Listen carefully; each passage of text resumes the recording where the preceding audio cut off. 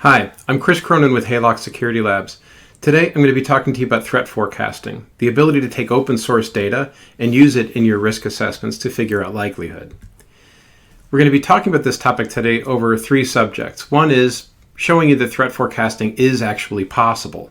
When you see that, then the world shall become known to you. You'll see something about the way people behave. But then we're going to take your newfound skill and help you use that for your likelihood estimations in your risk assessments.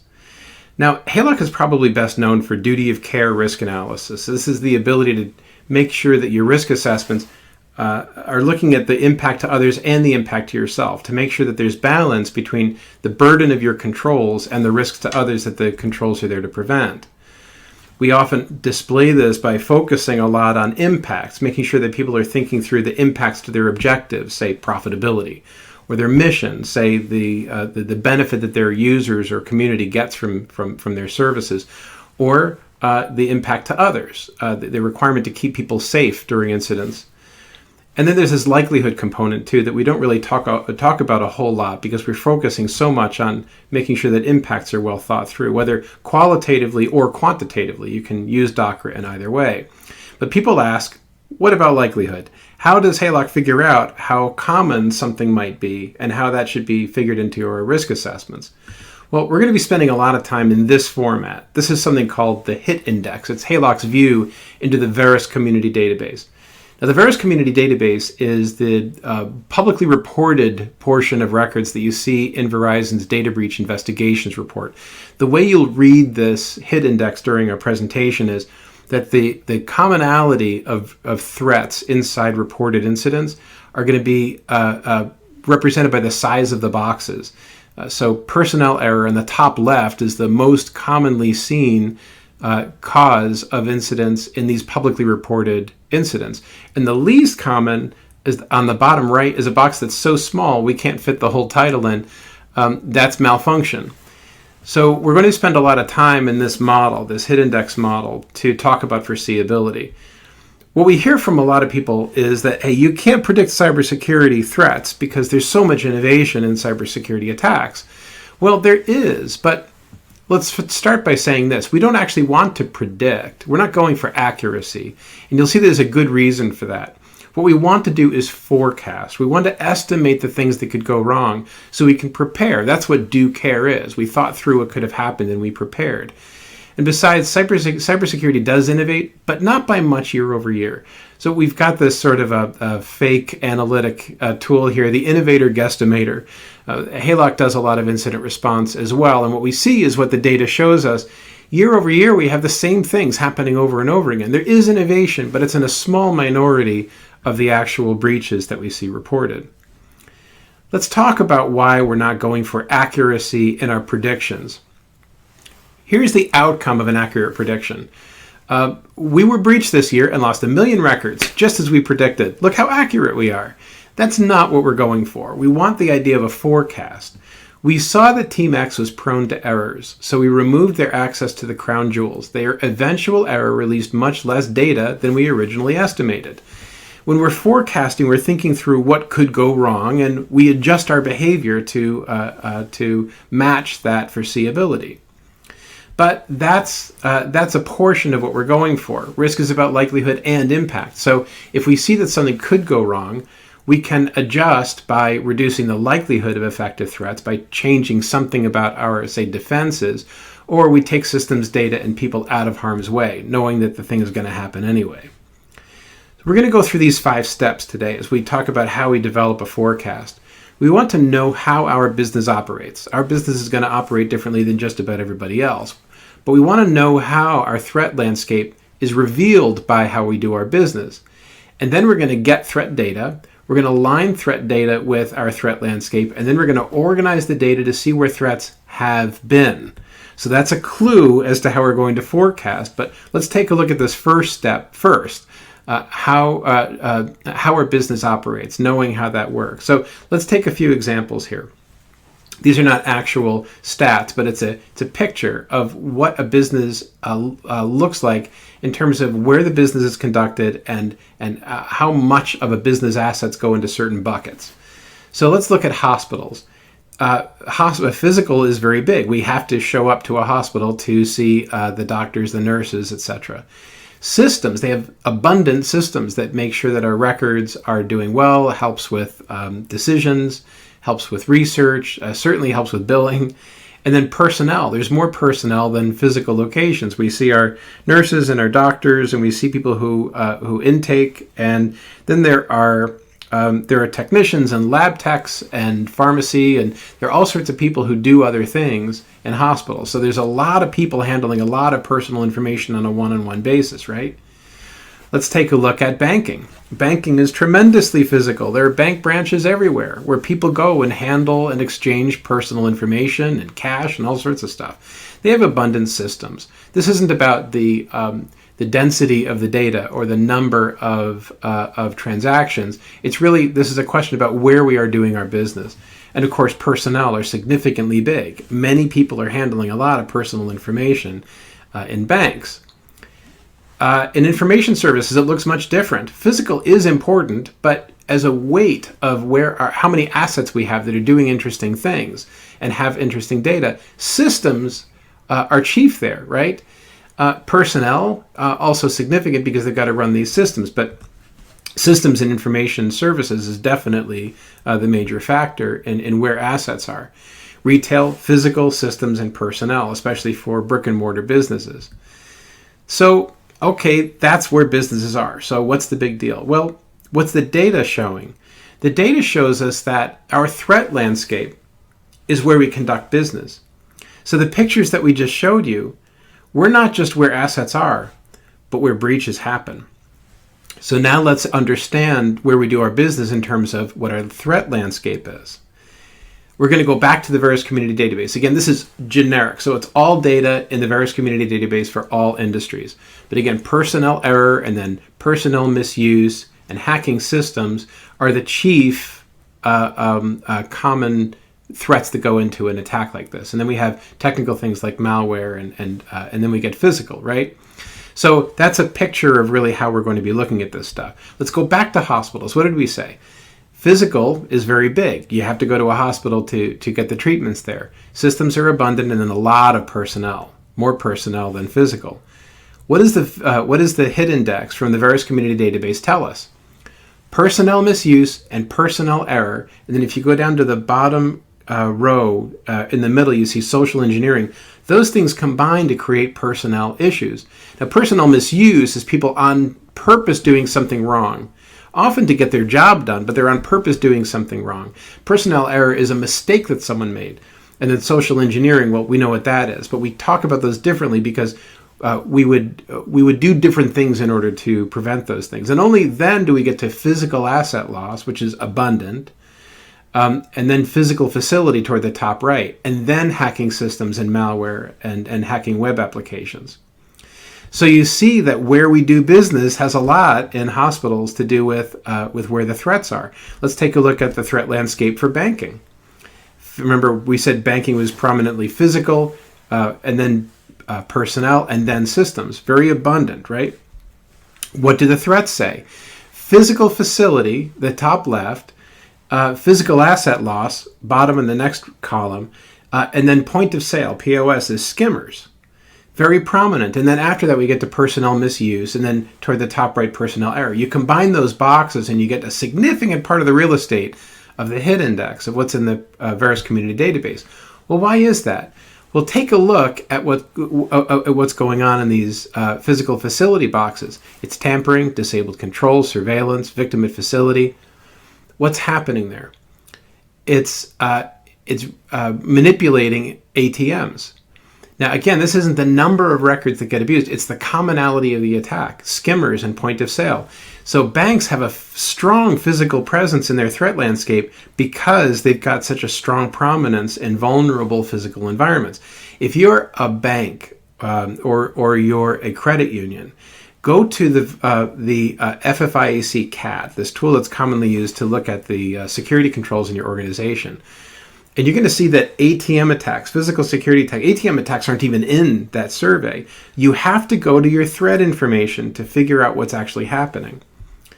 So for information services, systems, very, very prominent. Some physical, of course, personnel to run the systems. But in information services, systems are clearly the lead issue.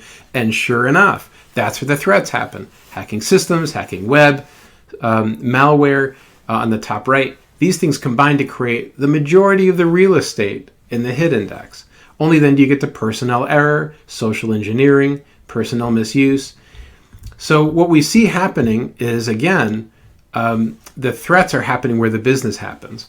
So if you look in the Veris community database, and we've got hit indexes for each of these, you see that this is happening over and over again for just about every industry. If you want to see what your hit index looks like, come by and talk to us at the booth. We're here, so we're happy to show you what's happening in your industry too. Let's test the hypothesis. Did we rig this? Well, let's see what we learned. Here's a hit index. I'm not telling you what the industry is for, but let's see what's going on as threats. Personnel error and personnel misuse are clearly big here. Hacking systems follows, and then we see physical asset loss, right? And then we get into another hacking deal. Social engineering is big. And at the very bottom right, we see skimmers. So what we see here is a lot of people handling a lot of sensitive information, right?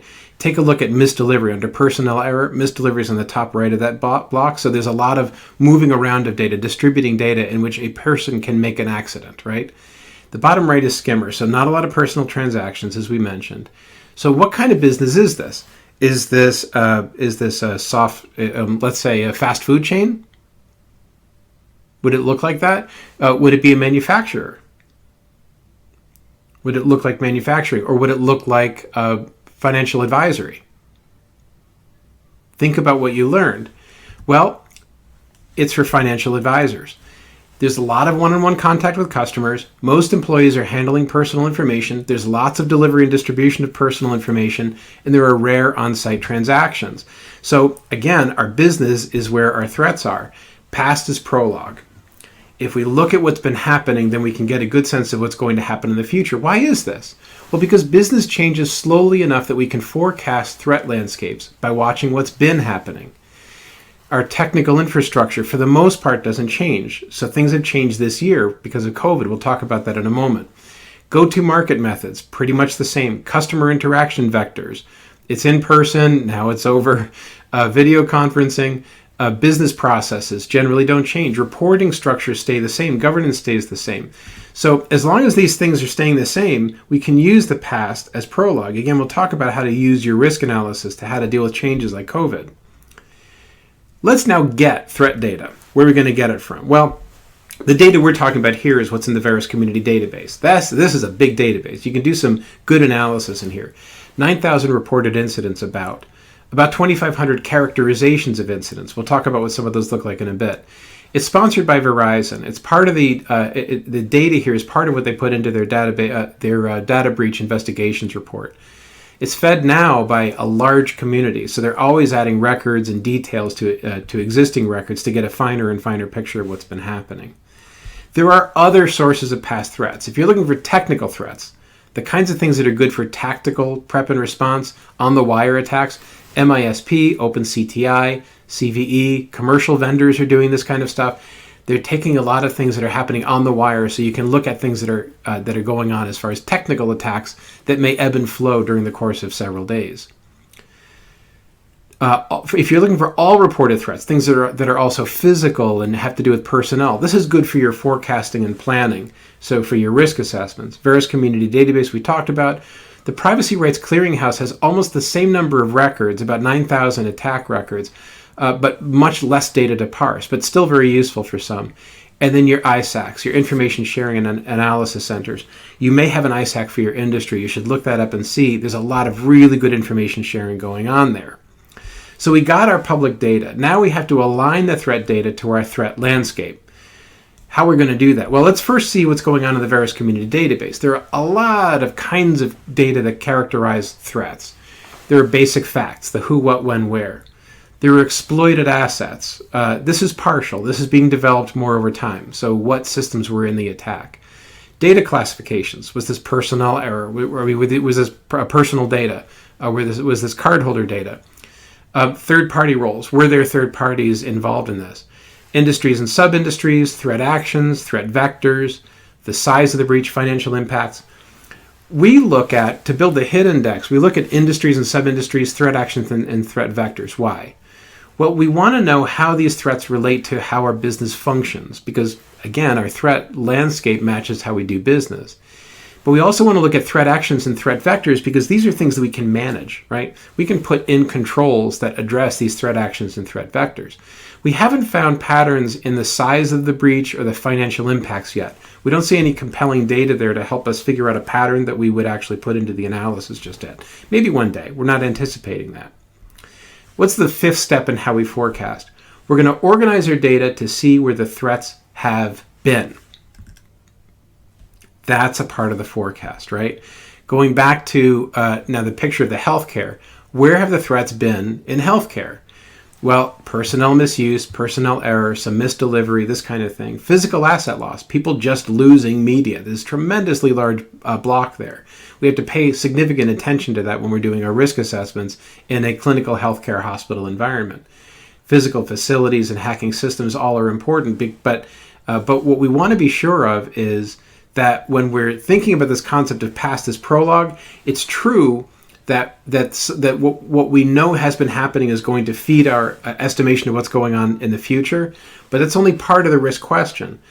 But what we do know is cyber threats change often, but generally within the same threat landscape. Business changes slowly enough to forecast threat landscapes. We want you to be in a position to say, I thought these threats were foreseeable because they are frequently reported as threats in organizations like mine. Or I thought these threats were unlikely because they are so rarely reported as threats in organizations like mine. And now this is how you get to know how the world is.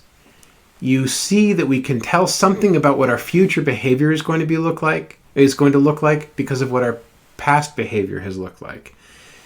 This is a really important moment because it removes the mystery of what likelihood scoring is. It's actually having enough data and aligning that data to who we are and what we do to think about what could be happening in the future. So what about COVID-19? Well, that's where our risk assessments come in. Let's take a look at what those are.